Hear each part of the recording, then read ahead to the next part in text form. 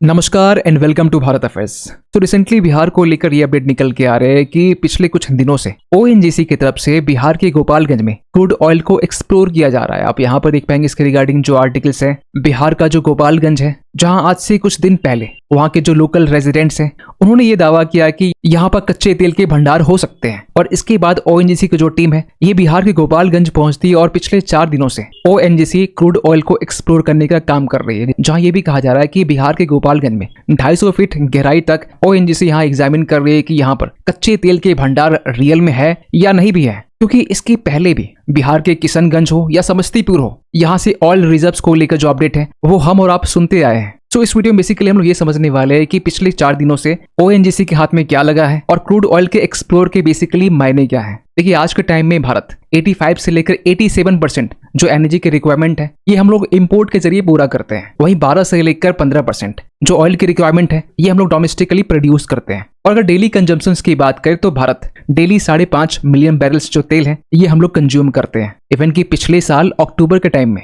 जो फ्यूल की डिमांड है ये 20 मिलियन मेट्रिक टन तक पहुंच चुकी थी। इसका अल्टीमेटली इम्पैक्ट ये होता है कि हमें और भी ज्यादा जो कच्चा तेल है ये हमें इंपोर्ट करना पड़ता है। और पिछले कुछ टाइम को अगर आप ट्रैक करें तो ऑयल रिजर्व्स को लेकर आपने काफी अपडेट सुने होंगे। उनमें से एक अपडेट बिहार का भी है, जहां कुछ लोकल रेजिडेंट्स की तरफ से ये कंफर्म किया गया कि यहां पर कच्चे तेल के भंडार हो सकते हैं। इसके बाद ओएनजीसी की टीम यहां आती है और साइंटिफिक एक्सप्लोरेशंस का यहां पर काम स्टार्ट करती है, जो कि पिछले 4 दिनों से चल रहा है। आपको बता दें कि ओएनजीसी की जो टीम है ये बिहार के गोपालगंज में यहाँ पर आज के टाइम में है, जिनका बॉर्डर उत्तर प्रदेश के साथ में शेयर होता है। और इसी गोपालगंज के फुलवरिया में आप यहाँ पर देख पाएंगे यहाँ ओएनजीसी साइंटिफिक एक्सप्लोरेशंस के यहाँ पर काम कर रही है पिछले 4 दिनों से। और अगर आप गोपालगंज के मैप को देखें तो इसके नॉर्थ ईस्ट में गंडक रिवर देखने को मिलता है, जो अल्टीमेटली गंगा रिवर में जाके मिलती है। तो ओएनजीसी की जो टीम है ये फुलवरिया विलेज के साथ साथ जो गीधा विलेज है यहाँ पर भी एक्सप्लोरेशंस का काम कर रही है, जहां पर ओएनजीसी एडवांस ड्रिलिंग इक्विपमेंट और जियोलॉजिकल सर्वे इंस्ट्रूमेंट का यूज कर रही है, ताकि जो रॉक स्ट्रेटा है या फिर सब सरफेस स्ट्रक्चर्स है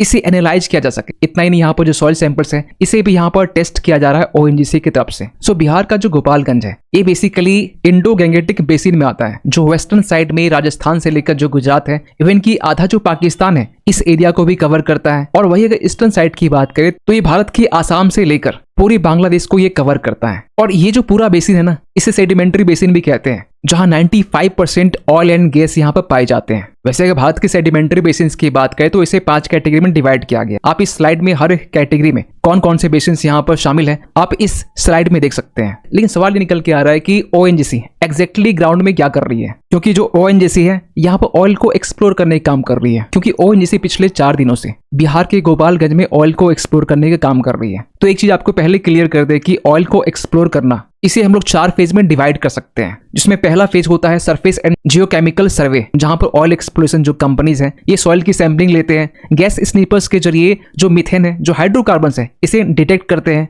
और ये फेज पूरा हो चुका है। मींस ओएनजीसी जो है ये सेकंड फेज में है, means shallow scientific drilling phase में है, जहां ओएनजीसी की तरफ से अपने एडवांस जियोफिजिकल सेंसिंग टेक्नोलॉजी का यूज करके 250 फीट डीप यहां पर ड्रिलिंग की जा रही है, ताकि जो हाइड्रोकार्बन है और जो मिनरल सिग्नेचर्स हैं इसे मैपिंग की जा सके। इतना ही नहीं, यहाँ पर जो फ्यूल के ट्रेसेस हैं इसे भी यहाँ पे एक्सट्रैक्ट की जाएगी। और इसके बाद तीसरा फेज आता है, जिसमें सेस्मिक सर्वे के जरिए ये देखा जाता है कि कितने वॉल्यूम में ऑयल के रिजर्व्स हैं, जिसमें बेसिकली साउंड वेव्स का यूज किया जाता है। और इसके बाद यहाँ पर वेल की ड्रिलिंग और प्रोडक्शंस की जाती है। इसे अगर और अच्छे से समझे तो ओएनजीसी की तरफ से जो जियोलॉजिकल और जियोकेमिकल सर्वे है फिलहाल अभी इसे कंडक्ट किया जा रहा है। इसके बाद साइंटिस्ट की तरफ से जो डेटा है इन्हें एनालाइज किया जाएगा, जिसमें 3 से 6 महीने का टाइम लगता है। और इसके बाद में डीप वेल्स की ड्रिलिंग होती है, जिसमें अच्छी खासी फंड की रिक्वायरमेंट होती है, जहां पर 250 से लेकर 500 करोड़ ये हर एक वेल की ड्रिलिंग में रिक्वायरमेंट होती है। और इसमें भी 1 से 2 साल लगते हैं। और इसके बाद में जाकर अप्रेजल और लाइसेंस ये इशू की जाते हैं। और लास्ट स्टेज होता है कमर्शियल प्रोडक्शंस, जब ये मालूम चलता है कि ऑयल एंड गैस यहाँ पर रिजर्व्स तो है और ये कितने वॉल्यूम में है। और इसके बाद ही यहाँ पर कमर्शियल प्रोडक्शन यहाँ की जाती है।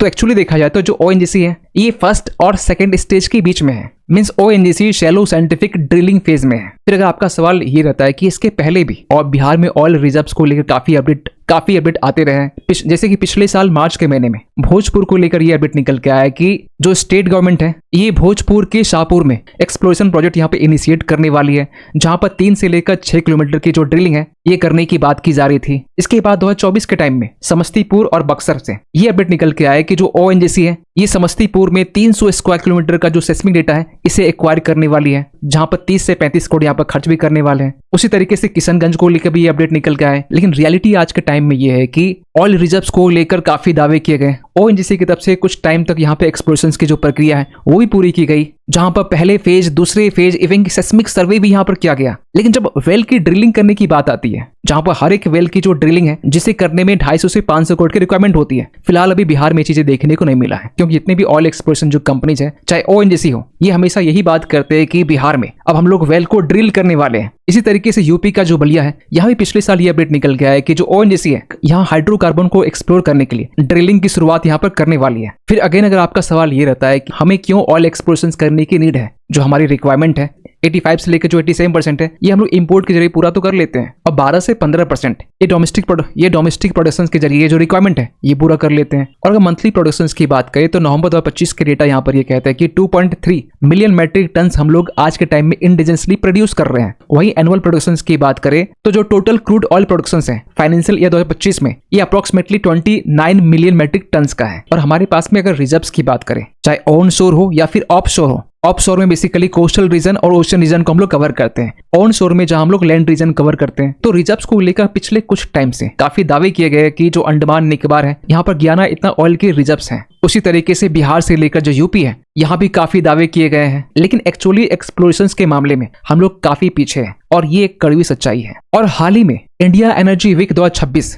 जिसे गोवा में 27 से 30 जनवरी तक ऑर्गेनाइज किया गया था ministry of petroleum and natural gas की तरफ से, तो यहाँ पर ओपेक आउटलुक की तरफ से भारत को लेकर यह कहा गया कि 2050 तक में भारत की जो एनर्जी डिमांड है ये डबल हो सकता है। और अगर एक टाइम के लिए कंसीडर भी कर लिया जाए कि बिहार में जिस तरीके से ऑयल के रिजर्व्स को लेकर दावे किए जाते हैं और ओएनजीसी की तरफ से यहाँ पर प्रॉपर एक्सप्लोर भी की जाती है और एक टाइम के बाद में कमर्शियली प्रोडक्शन भी की जाती है, तो इससे आज का जो बिहार है ये भारत के क्रूड प्रोडक्शन लीग में शामिल हो सकता है। वैसे बिहार को लेकर यह भी कहा जाता है कि बिहार एक पिछड़ा स्टेट है, तो ऐसे कंडीशन में अगर बिहार कमर्शियल लेवल पर ऑयल को प्रोड्यूस करता है तो इससे बिहार की जो इकोनॉमी है यहाँ हमें इंप्रूवमेंट देखने को मिल सकता है। इतना ही नहीं, आज के टाइम में काफी ऐसे स्टेट्स हैं जैसे गुजरात, आसाम में जो आसाम बेसिन है, आंध्र प्रदेश, यहाँ पर ऑनशोर और ऑफशोर ब्लॉक के जरिए अच्छी मात्रा में ऑयल को प्रोड्यूस की जाती है, तो इस लीग में बिहार भी शामिल हो जाएगा। इतना ही नहीं, इसी के साथ साथ बिहार में जॉब से लेकर जो इंफ्रास्ट्रक्चर इन्वेस्टमेंट है ये भी हमें देखने को मिलेंगे। स्टेट गवर्नमेंट के लिए रेवेन्यू भी जनरेट होगा। खैर, आप क्या सोचते हैं पूरे अपडेट को लेकर कमेंट कीजिएगा। मिलते किसी अगले वीडियो में, तब तक के लिए थैंक यू सो मच।